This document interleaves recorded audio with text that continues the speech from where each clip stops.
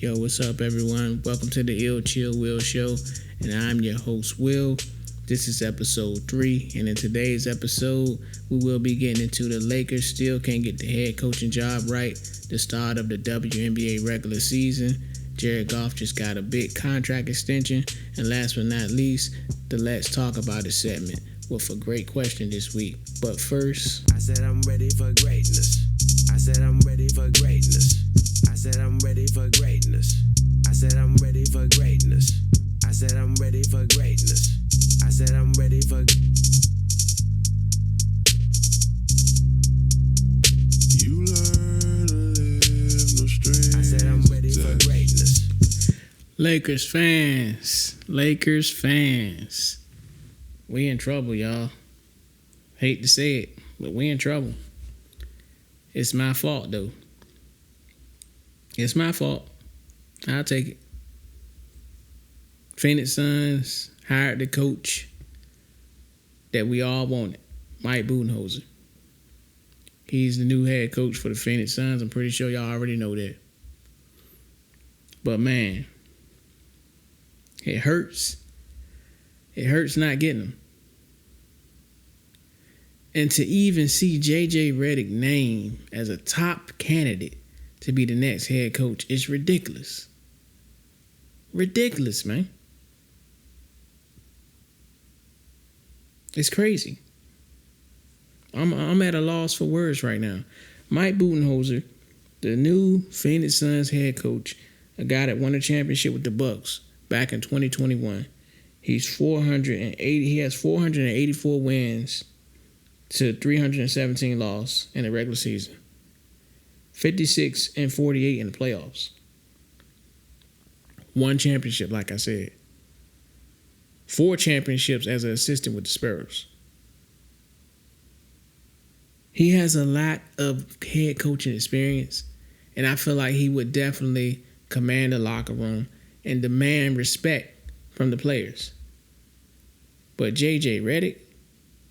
Really? Clearly, Mike Budenholzer, he didn't have no interest for the Lakers. And the Lakers know that. And the Lakers threw out a whole bunch of bull crap trying to make it seem like people really wanted the job, where in actuality, nobody wants this job. Nobody wants this job. And I don't blame them. I mean, it's a clown fest right now. It's really a clown fest right now. And to sit up here and for them to have the audacity to say that J.J. Redick is a finalist, guy with no head coaching experience, and then you throw out names like James Barago and Sam Cassell just to make people seem like, oh yeah, we interviewed these guys also. They already know who they want. They want J.J. And J.J.'s not the right pick. He's not the right pick. So, like I said last week, I wasn't going to be a fan anymore if the LA Lakers hired J.J. Redick. I can't see myself not being a Lakers fan, but I definitely can't be happy with this head coaching hire. They didn't hire him yet, but I can feel it. I can feel it, man. They're already saying that he's a top candidate. I can feel it. By the time this podcast drop, he probably will be the Lakers head coach. They threw a name out there, Sam Cassell. I feel like he would be great, but I feel like they just threw the name out there. And this is no shot to J.J. Redick. J.J. Redick played 15 years in the league. But with that being said, he has no head coaching experience at all in the professional ranks. We talking about grown men that make millions of dollars. And you're going to put a guy in front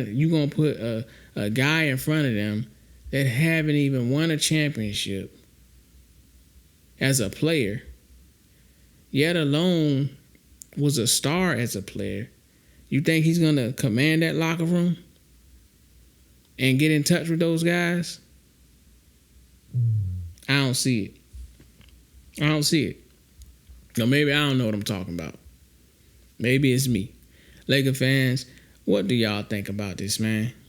I'm highly upset and highly disappointed.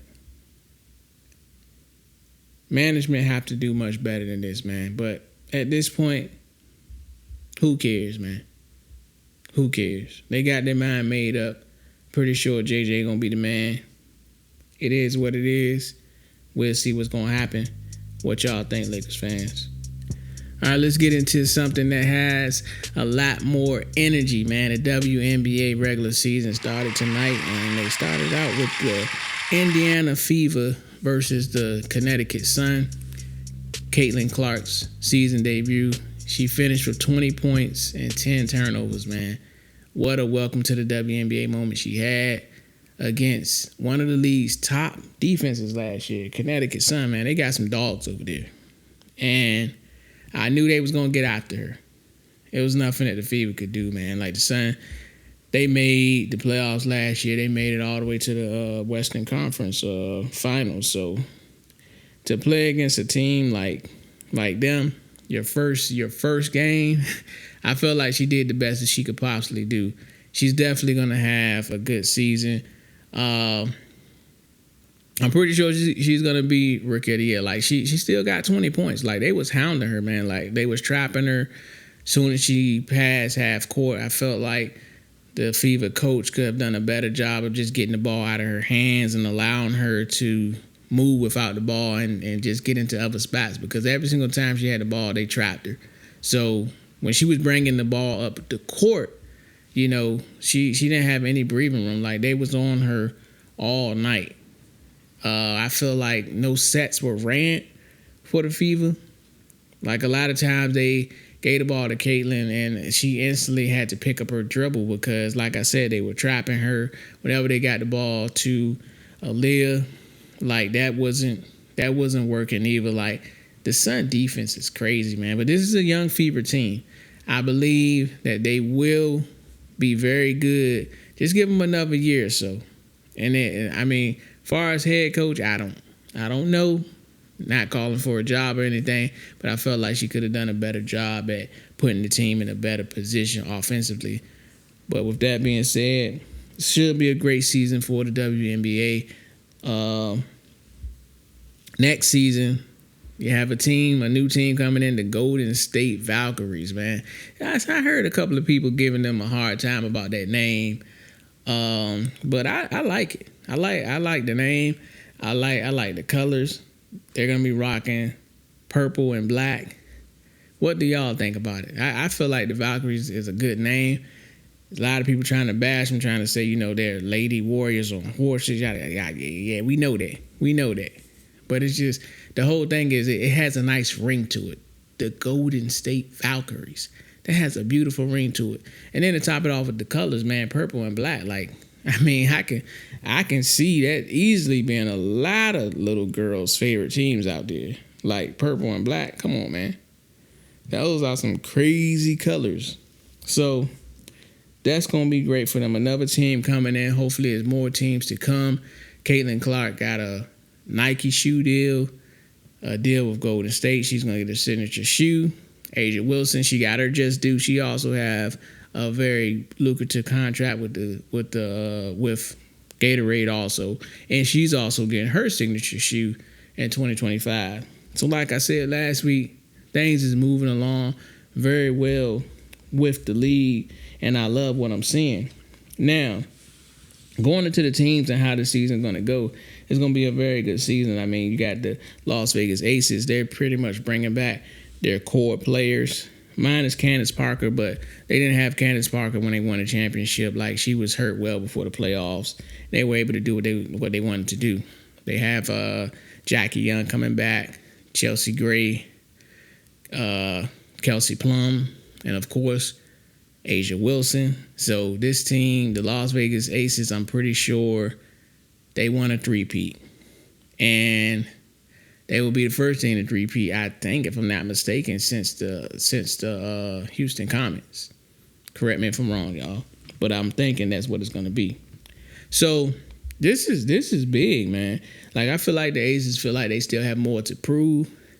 And I feel like a lot of teams gonna have a lot to prove. Even the Sun tonight, because you saw how the Sun did tonight. They really, I'm pretty sure a lot of the women felt some type of way about Caitlin Clark coming into the league and people pretty much passing her the torch. But you still got a lot of great women out there, and I'm pretty sure they didn't take too kindly to that. Even though I'm pretty sure they appreciate the spotlight that she's putting on the league, but she's gonna be very good. Like I said, talking about Caitlin Clark. Back to the Aces, I do think the Aces will repeat. Like I said, they brought their core back, but it will be competition. You have the Chicago Sky. They made the playoffs also, but they added the Twin Towers and Angel Reese and Camila Cardoso, like I said last week. So that's going to be big for them. The Liberty, they still have their core together. The Mystics, they had to draft Aaliyah Edwards to replace Elena Deladon. She stepped away from basketball for a few, and the Mystics had to place a core player tag on her, which pretty much holds her spot. But with that being said, Natasha Cloud, they ended up having to lose her. They couldn't get her back pretty much because the spot was taken over, so that forced them to not be able to re-sign Natasha Cloud, who signed with the Phoenix Mercury. So Cloud, she played a big part in that playoff push along with Brittany Sykes.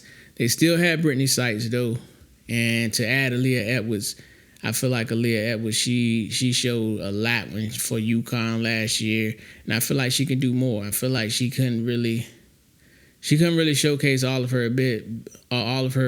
abilities, especially with Paige Buckner being out there.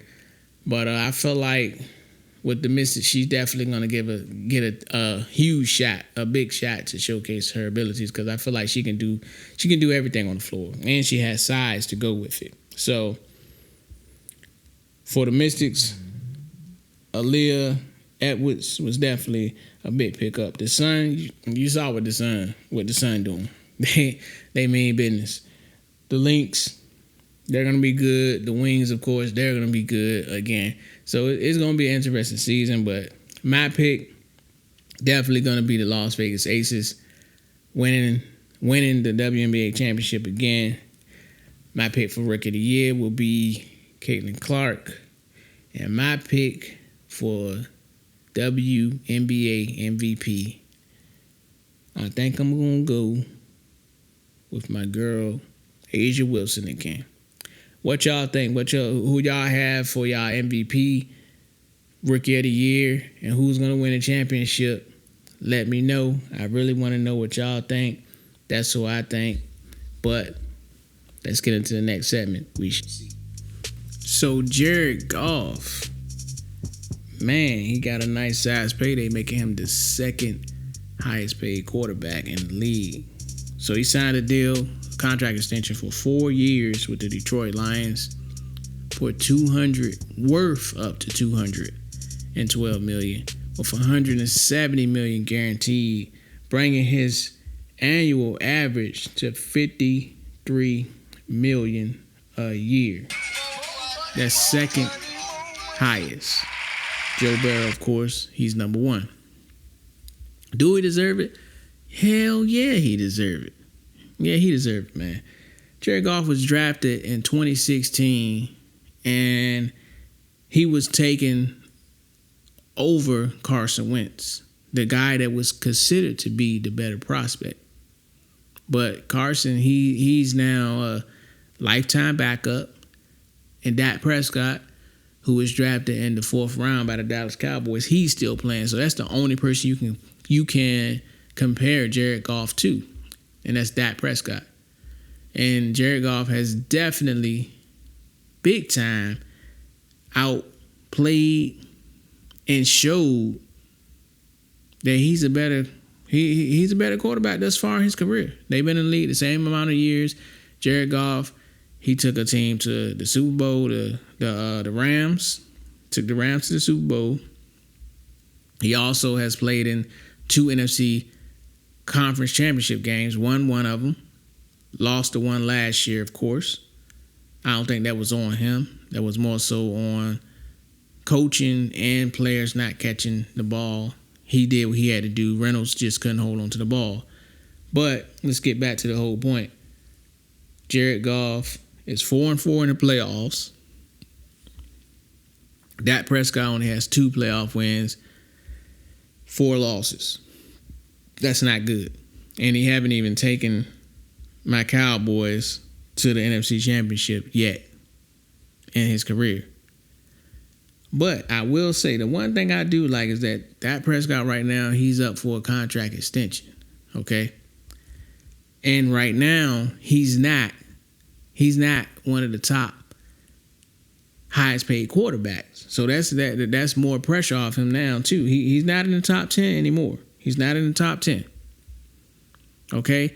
So I feel like this should help Dak Prescott, but I'm not going to take it to my Cowboys. I stayed on them too long anyway. The Lions have themselves a franchise quarterback. I think they knew they had him when they traded for him, when they traded Matthew Stafford.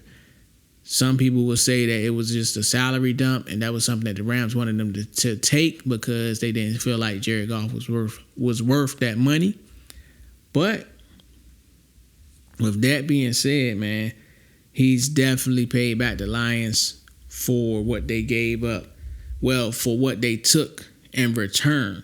Like, the Rams thought that he wasn't going to be any better than what Sean McVay made him. But we see now it was Jared Goff the whole time, man. So congratulations to Jared Goff for getting paid, man. He definitely deserved it. So listen, that got me thinking though, so now I had to look into the top 5 highest paid quarterbacks in the league. Like I said, Joe Burrow, he's number 1.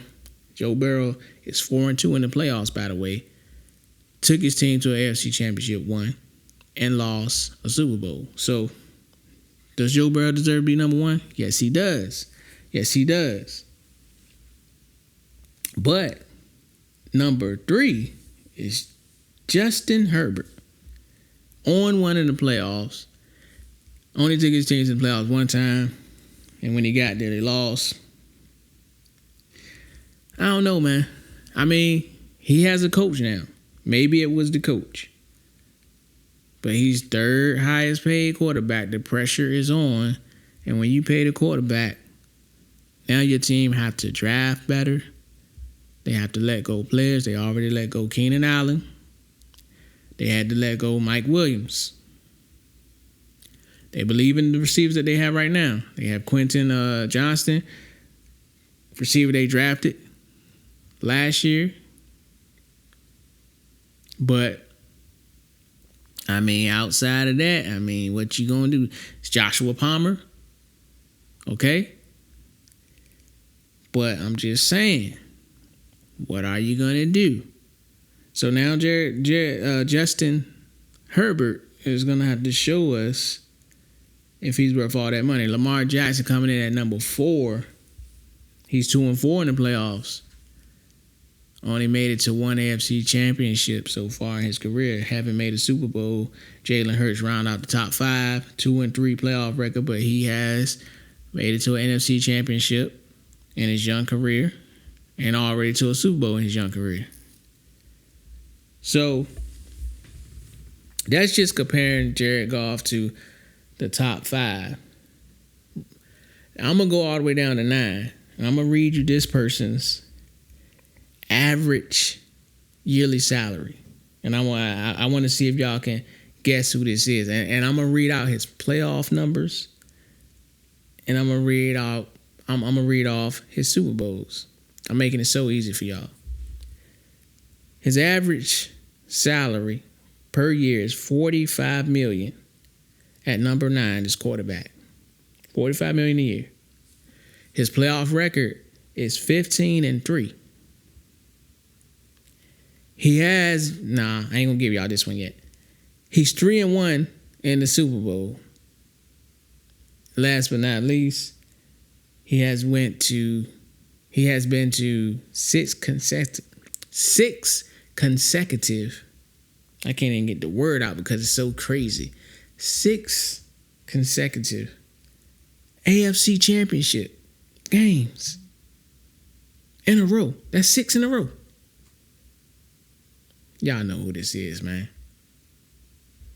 Patrick Mahomes. Patrick Mahomes, he's the 9th highest paid quarterback in the league.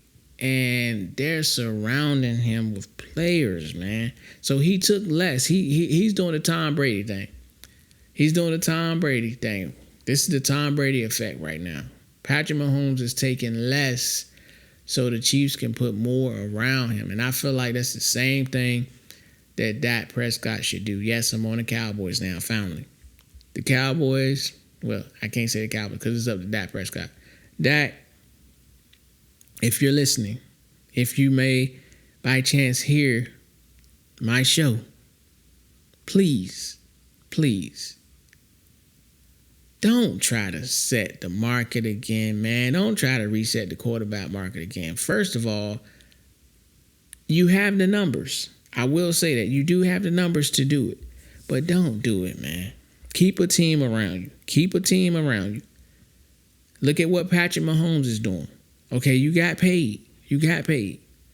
Now it's time to start showing your legacy, man. Adding to your legacy. And you build your legacy in the playoffs. You build your legacy in Super Bowls. NFC Championship games. NFC Championship game, Super Bowl, 2 things you never gotten to before. You can get to those if you don't take the most that you can possibly get from the Cowboys. Don't even bother to be in the top 10. You don't want that type of attention. When you first got this previous deal, they were on you, man. They were on you. They expected you to be Superman out there. Don't take that pressure. Do not take that pressure on again, Dak. Just leave it alone. Let it go, sir. And it will all be okay. Just let it go. Don't take the highest. Don't try to reset the market. Take a low amount and allow the Cowboys to put a great team around you. I don't know what they're going to do this year. Zeke's back. Can't say it enough. Very good pickup. But outside of that, come on, man. We really don't know what the team's going to be. Don't try to reset the market. Be honest with you. We'll be lucky, Cowboy fans. I'm talking to Cowboy fans now. We would be lucky if we even see Dak Prescott in a Cowboy uniform next year, because I don't know. The writing might be on the wall. The Cowboys might start rebuilding. I know that's something that Jerry Jones don't want to do, because he says all the time how he want to win a Super Bowl so bad. You just don't know what he would do. He would do anything he says. Well, I guess we're going to see what's going to have to happen with that one. But Jared Goff, congratulations, man, once again getting that big-time contract, man. Well-deserved. The Detroit Lions, they're going to be very good this upcoming NFL season. Once again, they're going to be a hard team to get through.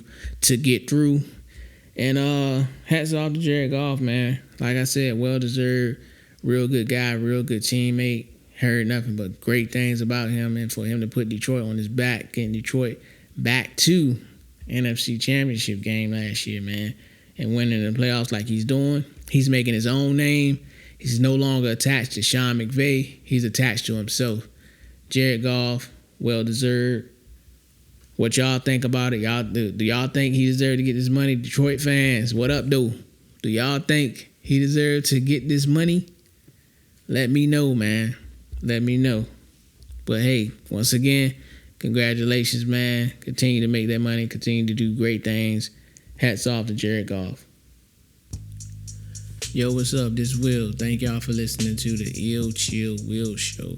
I drop each and every Thursdays. And if you like what you're hearing, come back and bring a friend, man. Also, share this particular show and other shows that you may have watched if you're following me with your family and your friends. Also, I wanted to let y'all know that you can follow me on X. I go by @ill_chill_will. You can also follow me on TikTok and Instagram. It's at @illchill_will. That's for both TikTok and Instagram. You can also look me up on YouTube and follow me there. It's @illchillwill. I just want to thank y'all once again for supporting the show. Moving forward, I will be posting the Let's Talk About It segment questions, the question for that week on X, so we all can get engaged and so I can say some of you guys' answers from X, because I really want to hear everyone's response to these questions. I try to come up with the best questions that I can, and y'all can also suggest questions for the Let's Talk About It segment. But let's get into this week's question real fast. Question is, do you think you let someone get away, or do you feel like somebody let you get away? In young folks' language, do you feel like somebody fumbled you, or do you feel like you fumbled somebody? So I'll get right into myself. For me, I would say somebody let me get away, but they let me get away to the right person. See, a lot of times in life, you leave relationships and you feel like that relationship was the best relationship and you can't find another relationship. But a lot of times when one door closes, a better one opens. So for me, I would say that I was fumbled or I was allowed to get away, but I got away to the right person that led me to my wife. And after that, everything goes happy ending. So that's my story. I want to know what y'all's story is and what y'all think of the question. Thank y'all for listening to this week's episode of the Ill Chill Will Show. Join me next week, same place, same time, and that's my time. Thank y'all. Peace and blessings.